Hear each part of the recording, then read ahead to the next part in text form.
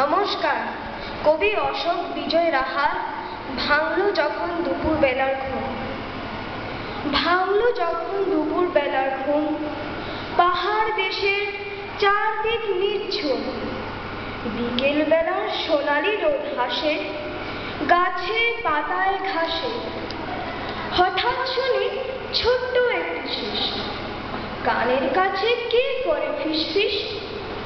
চমকে উঠে ঘাড় ফিরায় দেখি এ কি, পাশেই আমার জানালাটাতে পরীর শিশু দুটি শিরীষ গাছের ডালের উপরে করছে ছুটোছুটি।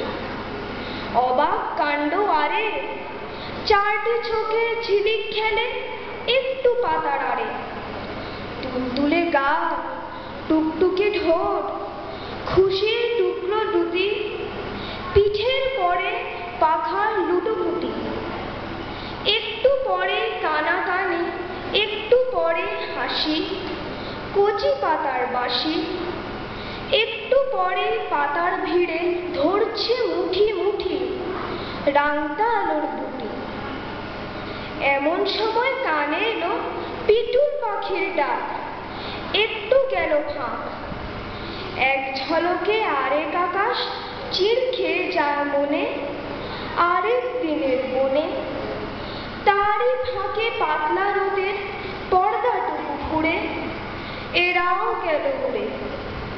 রইল পড়ে ঝরা পাতা, রইল পড়ে ঢালু, পাহাড় ধসা লাল গুহাটা হাঁ করা ওই তালু।